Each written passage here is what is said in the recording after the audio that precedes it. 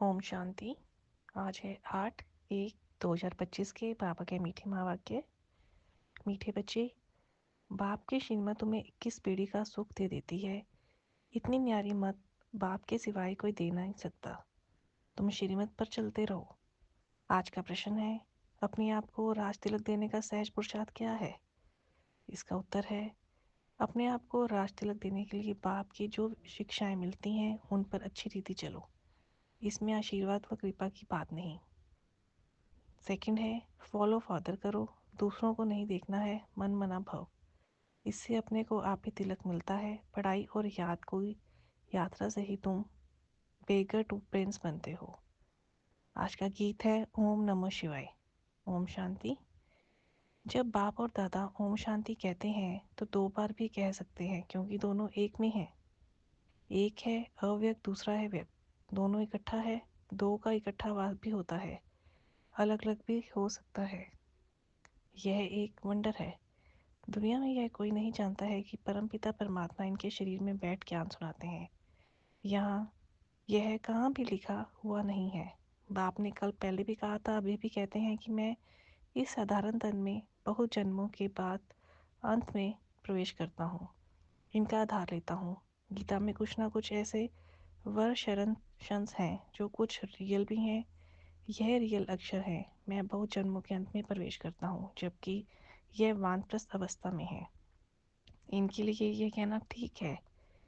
पहले पहले सतयुग में जन्म भी इनका है, फिर लास्ट में वानप्रस्थ अवस्था में है, जिससे ही पाप प्रवेश करते हैं। तो इनके लिए ही कहते हैं, ये नहीं जानते हैं कि हमने कितने पूर्ण जन्म लिए। शास्त्रों में 84 जन्म पूर्ण जन्म लिख दिया है। यह सब है भक्ति मार्ग। इनको कहा जाता है भक्ति कल्ट। ज्ञान कांड अलग है, भक्ति कांड अलग है। भक्ति करते करते उतरते ही आते हैं। यह ज्ञान तो एक ही बार मिलता है। बाप एक ही बार सर्व की सदगति करने आते हैं। बाबा आकर सबकी एक ही बार प्रारब्ध बनाते हैं भविष्य की। तुम पढ़ते ही हो भविष्य नई दुनिया के लिए। बाप आते ही हैं नई राजधानी स्थापन करने, इसलिए इनको राजयोग कहा जाता है। इनका बहुत महत्व है। चाहते हैं भारत का प्राचीन राजयोग कोई सिखलावे, परंतु आजकल यह सन्यासी लोग बाहर जाकर कहते हैं कि हम प्राचीन राजयोग सिखलाने आए हैं। तो वह भी समझते हैं कि हम सीखें, क्योंकि समझते हैं योग से ही पैराडाइज स्थापन हुआ था। बाप समझाते हैं, योग बल से तुम पैराडाइज के मालिक बनते हो। पैराडाइज स्थापन किया है बाप ने, कैसे स्थापन करते हैं वह नहीं जानते। यह राजयोग रूहानी बाप ही सिखलाते हैं, जिस्मानी कोई मनुष्य सिखला ना सके। आजकल एल्ट्रेशन कॉरपोरेशन तो बहुत हैं ना, इसलिए बाप ने कहा है मैं पतितों को पावन बनाने आता हूँ। जरूर फिर पतित पावन बनाने वाला भी कोई होगा। आज अभी तुम जज करो, बरोबर ऐसे है ना। मैं ही आकर सभी वेदों शास्त्रों आदि का सार सुनाता हूँ।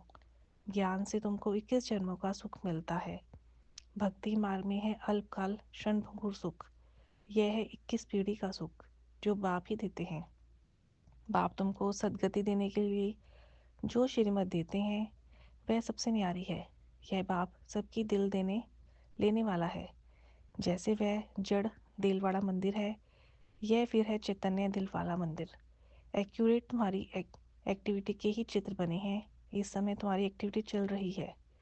दिल वाला बाप मिला है, सर्व की सदगति करने वाला, सर्व का दुख हर कर सुख देने वाला। कितना ऊंचते ऊंच गाया हुआ है, ऊंचते ऊंच है भगवान शिव की महिमा।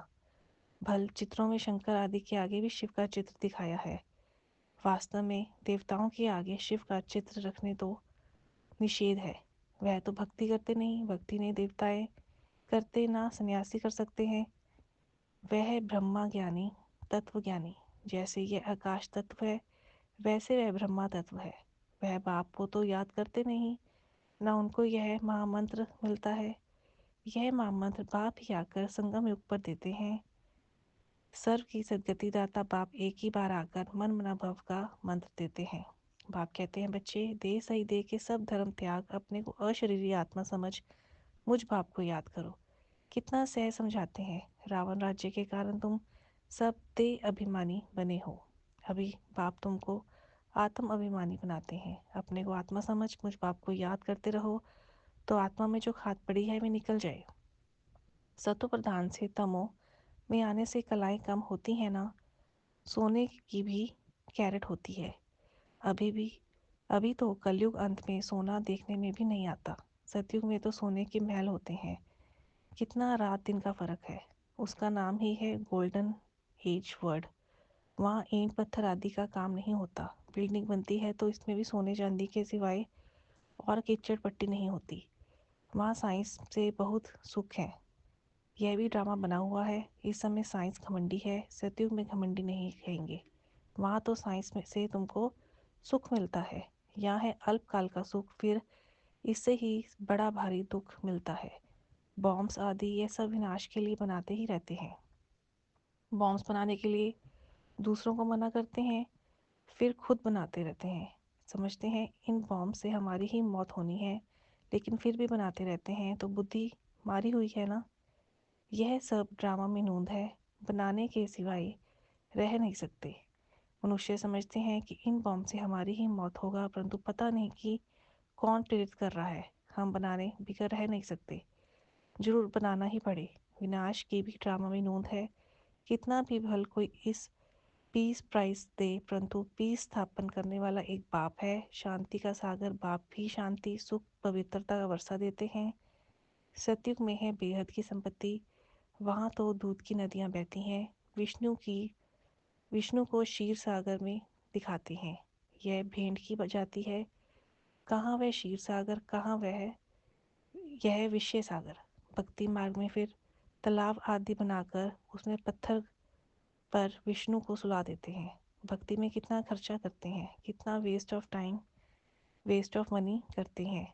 देवियों की मूर्तियाँ कितनी खर्चा कर बनाते हैं, फिर समुद्र में डाल देते हैं तो पैसे वेस्ट हुए ना। यह गुड़ियों की पूजा। कोई के भी ऑक्यूपेशन को किसको पता नहीं है। अभी तुम किसके भी मंदिर में जाओ तो तुम हर एक का ऑक्यूपेशन जानते हो। बच्चों को मना नहीं है कहाँ भी जाने की। आगे तो बेसमझ बनकर जाते थे, अभी सेंसिबल बनकर जाते हो। तुम कहेंगे हम इनके 84 जन्मों को जानते हैं। भारतवासियों को तो श्री कृष्ण के जन्म का भी पता नहीं है। तुम्हारी बुद्धि में ये सारी नॉलेज है। नॉलेज सोर्स ऑफ इनकम है। वेद शास्त्र आदि में कोई एम ऑब्जेक्ट नहीं है। स्कूल में हमेशा एम ऑब्जेक्ट होता है। इस पढ़ाई से तुम कितने साहूकार बनते हो। ज्ञान से होती है सदगति। इस नॉलेज से तुम संपत्तिवान बनते हो। तुम कोई भी मंदिर में जाएंगे तो झट समझेंगे यह किसका यादगार है। जैसे दिलवाड़ा मंदिर है वह जड़, यह है चैतन्य। हूबहू जैसे यहाँ झाड़ में दिखाया है वैसा मंदिर बना हुआ है। नीचे तपस्या में बैठे हैं, ऊपर छत में सारा स्वर्ग है। बहुत खर्चे से बनाया हुआ है। यहाँ तो कुछ भी नहीं है। भारत 100% सॉल्वेंट पावन था, अभी भारत 100% इनसॉल्वेंट प्रतीत है, क्योंकि यहाँ सब विकार से पैदा होते हैं। वहाँ गंदगी की कोई बात नहीं। गरुड़ पुराण में रोचक बातें इसलिए लिखी हैं कि मनुष्य कुछ सुधरे, परंतु ड्रामा में मनुष्यों को सुधरना है नहीं। अभी ईश्वरीय स्थापना हो रही है। ईश्वर ही स्वर्ग स्थापन करेंगे। उनको ही हेवनली गॉड फादर कहा जाता है। बाप ने समझाया है वह लश्कर जो लड़ते हैं वह सब कुछ करते हैं राजा रानी के लिए। यहाँ तुम माया पर जीत पाते हो अपने लिए। जितना करेंगे उतना पाएंगे। तुम हर एक को अपना तन मन धन भारत को स्वर्ग बनाने में खर्च करना पड़ता है। जितना करेंगे उतना ऊंच पद पाएंगे। यहाँ रहने का तो कुछ है नहीं। अभी के लिए ही गायन है, किनकी दबी रहेगी धूल में। अभी बाप आया हुआ है तुमको राज्य भाग्य दिलाने। कहते हैं अब तन मन धन सब इसमें लगा दो। इसने ब्रह्मा ने सब कुछ निछावर कर दिया ना। इनको कहा जाता है महादानी। विनाशी धन का दान करते हैं तो अविनाशी धन का भी दान करना होता है। जितना जो दान करे। नामी ग्रामी दानी होते हैं तो कहते हैं फलाना बड़ा फिलैंथ्रोपिस्ट था, नाम तो होता है ना। वो इनडायरेक्ट ईश्वर अर्थ करते हैं। रजाई नहीं स्थापन होती है, अभी तो रजाई स्थापन होती है, इसलिए कंप्लीट फिलैंथ्रोपिस्ट बनना है। भक्ति मार्ग में गाते भी हैं हम वारी जाएंगे। इसमें खर्चा कुछ नहीं है। गवर्नमेंट का कितना खर्चा होता है यहाँ। तुम जो कुछ करते हो अपने लिए, फिर चाहे 8 की माला में आओ चाहे 108, चाहे 16 108 में। पास विद ऑनर बनना है, ऐसा योग कमाओ जो कर्मातीत अवस्था को पालो, फिर कोई सजा ना खाओ। तुम सब हो वॉरियर्स, तुम्हारी लड़ाई है रावण से, कोई मनुष्य से नहीं है। नापस होने के कारण 2 कला कम हो गई। त्रेता को 2 कला कम स्वर्ग कहेंगे। पुरुषार्थ तो करना चाहिए ना, बाप को पूरा फॉलो करना है। इसमें मन बुद्धि से सरेंडर होना होता है। बाबा यह सब कुछ आपका है। बाप कहेंगे यह सर्विस में लगाओ, मैं जो तुमको मत देता हूँ वह कार्य करो। यूनिवर्सिटी खोलो, सेंटर्स खोलो, बहुतों का कल्याण हो जाएगा। सिर्फ यह मैसेज देना है, बाप को याद करो और बरसा लो। मैसेंजर पैगंबर तुम बच्चों को कहा जाता है। सबको यह मैसेज दो कि बाप ब्रह्मा द्वारा कहते हैं कि मुझे याद करो तो तुम्हारे विकर्म विनाश होंगे, जीवन मुक्ति मिल जाएगी। अभी है जीवन बंद, फिर जीवन मुक्त होंगे। बाप कहते हैं भारत में ही मैं आता हूँ। यह ड्रामा अनादि बना हुआ है, कब बना कब पूरा होगा यह प्रश्न नहीं उठ सकता। यह तो ड्रामा अनादि चलता ही रहता है। आत्मा कितनी छोटी बिंदी है, उसमें यह अविनाशी पाठ नूंदा हुआ है। कितनी गूढ़ी बातें हैं। स्टार मिसल छोटी बिंदी है, बताएं भी यहाँ मस्तक पर बिंदी देती हैं। अभी तुम बच्चे पुरुषार्थ से अपने आप को राज तिलक दे रहे हो। तुम बाप की शिक्षा पर अच्छी रीति चलेंगे तो जैसे कि तुम अपने को राज तिलक देते हो, ऐसे नहीं कि इसमें आशीर्वाद व कृपा होगी। तुम ही अपने को राज तिलक देते हो। असूल में ये राज तिलक है, फॉलो फादर करने का पुरुषार्थ करना है, दूसरों को नहीं देखना। यह है मन मना भाव, जिससे अपने को आप ही तिलक मिलता है, बाप नहीं देते हैं। यह है राजयोग। तुम बेगर टू प्रिंस बनते हो तो कितना अच्छा पुरुषार्थ करना चाहिए, फिर इनको भी फॉलो करना है। यह तो समझ की बात ही है ना। पढ़ाई से कमाई होती है, जितना जितना योग उतनी धारणा होगी। योग में ही मेहनत है, इसलिए भारत का राजयोग आया हुआ है। बाकी गंगा स्नान करते करते तो आयु भी चली जाए तो कोई पावन बन ना सके। भक्ति मार्ग में ईश्वर अर्थ गरीबों को देते हैं, या फिर खुद ईश्वर आकर गरीबों को ही विश्व की बादशाही देते हैं। गरीब निवास है ना। भारत जो 100% सॉल्वेंट था वह इस समय 100% इंसॉल्वेंट है। दान हमेशा गरीबों को दिया जाता है। बाप कितना ऊंच बनाते हैं, ऐसे बाप को गाली देते हैं। बाप कहते हैं ऐसे जब गलानी करते हैं तब मुझे आना पड़ता है। यह भी ड्रामा बना हुआ है। यह बाप भी है, टीचर भी है। सिख लोग कहते हैं सतगुरु अकाल, बाकी भक्ति मार्ग के गुरु तो ढेर हैं। अकाल को तख्त सिर्फ यह मिलता है, तुम बच्चों का भी तख्त यूज़ करते हैं। कहते हैं मैं इसमें प्रवेश कर सबका कल्याण करता हूँ। इस समय इनका यह पाठ है। यह बड़ी समझने की बातें हैं, नया कोई समझ ना सके। अच्छा, मीठे मीठे से खिलते बच्चों प्रति बाप दादा का याद प्यार और गुड मॉर्निंग। रूहानी बाप की रूहानी बच्चों को नमस्ते। हम रूहानी बच्चों की रूहानी बाप दादा जी को याद प्यार, गुड मॉर्निंग, नमस्ते, ओम शांति, ओम शांति। शुक्रिया बाबा, शुक्रिया। धारणा के लिए मुख्य सार हैं, अविनाशी ज्ञान धन का दान कर महादानी बनना है। जैसे ब्रह्मा बाप ने अपना सब कुछ इसमें लगा दिया, ऐसे फॉलो फादर कर रजाई में ऊंच पद लेना है। सेकंड है, सजाओं से बचने के लिए ऐसा योग कमाना है जो कर्मातीत अवस्था को पाले। पास विद ऑनर बनने का पूरा पूरा पुरुषार्थ करना है, दूसरों को नहीं देखना है। आज का वरदान है, कड़े नियम और दृढ़ संकल्प द्वारा अलबेलेपन को समाप्त करने वाले ब्रह्मा बाप समान अथक भव। ब्रह्मा बाप समान अथक बनने के लिए अलबेलेपन को समाप्त करो।